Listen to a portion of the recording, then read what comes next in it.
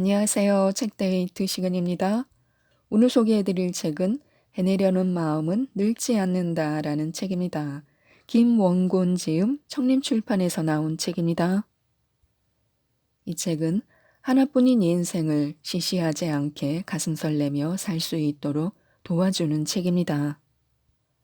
인생 후반전을 맞아 더 열정적으로 살아가려면 굳은 뇌가 다시 살아나도록 외국어 공부를 하고 20대가 부러워할 정도로 건강하게 운동으로 몸 공부를 하고 성공하고 실패해도 다시 도전하는 마음 공부가 필요합니다. 중요한 것은 꺾이지 않는 마음이라고 하는데요. 열정을 가지고 건강하게 살아가는 법 몇 가지를 소개해 드리겠습니다. 외국어 공부가 일상의 중요한 활력이 된다고 하는데요. 무풀보다 악플이 낫고 지루한 인생보다 곡절 있는 삶이 오히려 더 견딜 만하다라는 말이 있다. 종종 도대체 살아가는 것이 재미가 없다. 하루하루가 따분하고 의미가 없다. 오늘은 또 어떻게 지내야 하나 같은 류의 한탄을 주위에서 듣게 된다. 물론 사람의 성향에 따라 다르지만 아무래도 이런 느낌은 나이가 드는 것과 정비례하기 십상이다. 외국어 공부에는 이런 일상생활의 나태함, 무료함을 일시에 제거해주는 본연의 역량이 있다. 공부를 시작하는 순간에는 새로운 것에 대한 긍정적 전율을 느낄 것이며 지속하는 동안에는 매일매일 즐거운 긴장감을 느끼게 될 것이다. 그리고 어느 날 문득 자신의 발전을 볼 때는 말로 쉽게 표현할 수 없는 생의 활력을 체험하게 된다. 누가 아는가? 50대에 시작한 외국어 공부 하나가 100년 인생의 나머지 후반기를 지루하지 않게 생기 넘치게 만드는 더없이 소중한 동반자가 되어줄지. 또 외국어 공부는 삶의 자신감을 가지게 해준다고 하는데요. 사람이 생을 살아가는데 자신감만큼 중요한 것도 없다. 자신감을 잃으면 우울해지고 우울해지면 각종 정신적, 육체적 질병에 걸리기 쉬워진다는 것은 자명하다.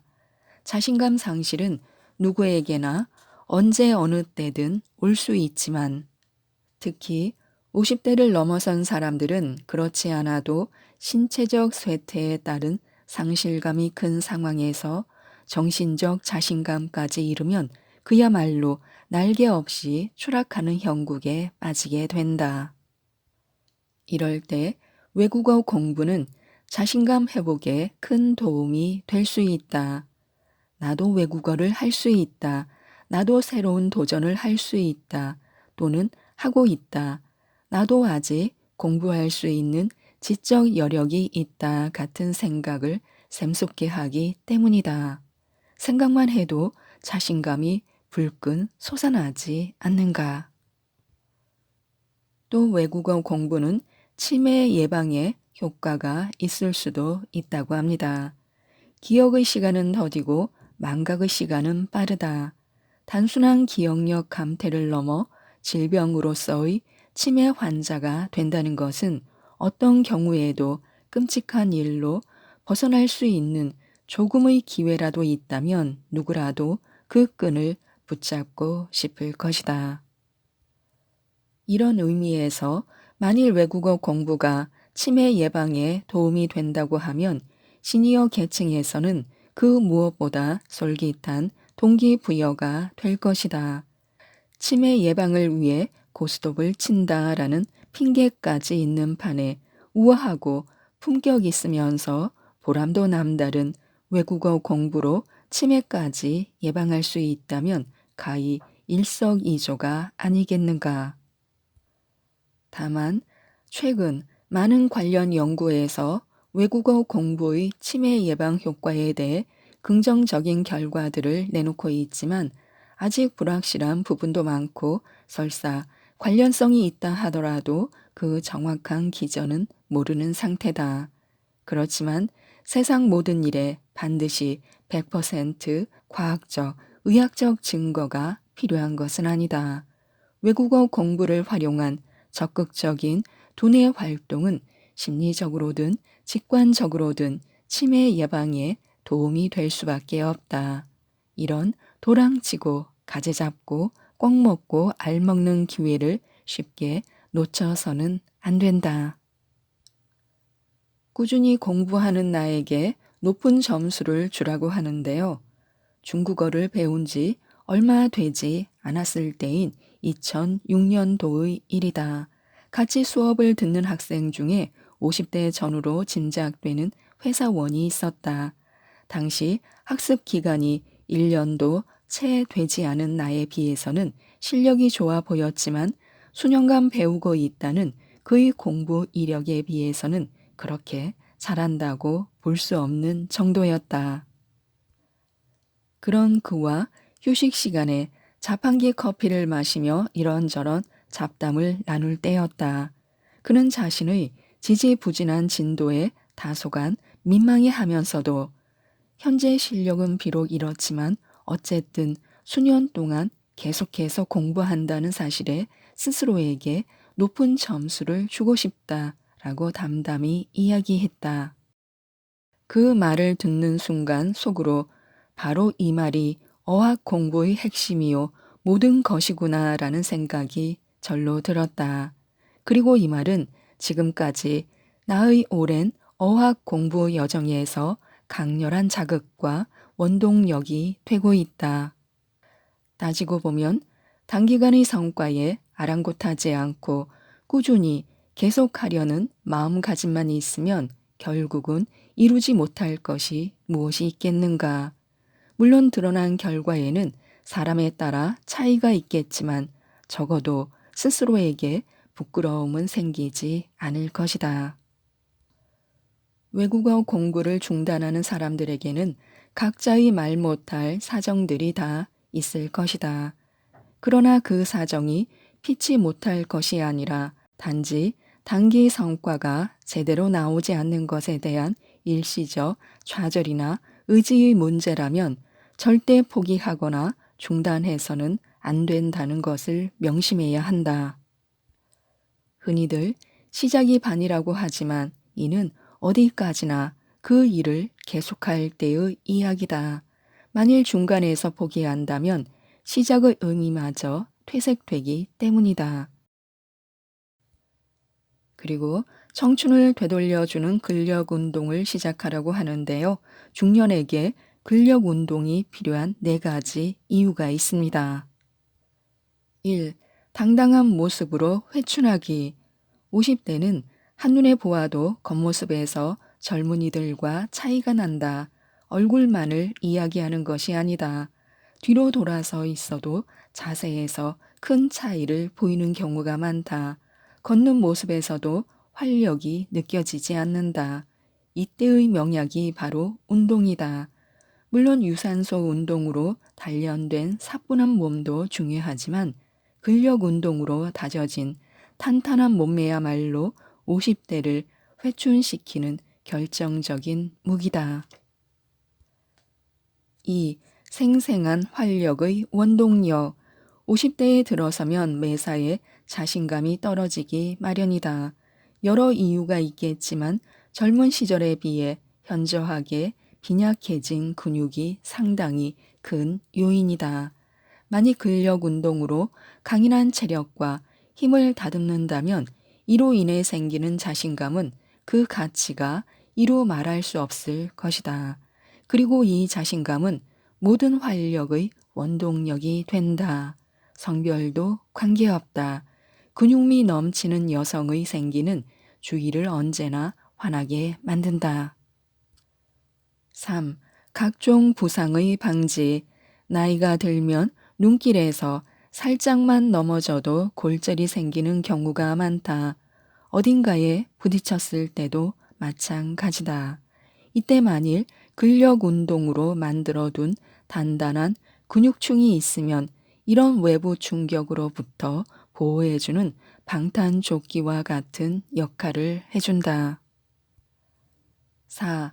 다이어트 효과. 흔히들 성공적인 다이어트의 3대 축으로 식이요법과 함께 유산소 운동과 근력 운동을 꼽고 있다. 그런데 대부분의 사람은 식이요법의 당위성은 물론 유산소 운동의 중요성에 대해서는 쉽게 공감하면서도 근력 운동의 필요성에 대해서는 고개를 갸우뚱한다. 근력 운동으로 근육을 만들면 기초 대사율이 증가해 칼로리 소비에 결정적인 도움을 준다. 즉, 일상생활에서 소비되는 기초 대사율을 증가시킨다면 칼로리 소비가 저절로 이루어져 다이어트에 상당히 유리하다는 뜻이다. 기초 대사율은 우리 몸에서 지방을 제외한 신체 질량의 크기와 정비례한다. 이는 글자 그대로 지방을 제외한 나머지 부분으로 뼈, 근육, 피부, 혈액, 그리고 각종 장기 등으로 이루어진다. 이 구성 성분 가운데 우리가 노력으로 크기를 바꿀 수 있는 것은 근육이 유일하다.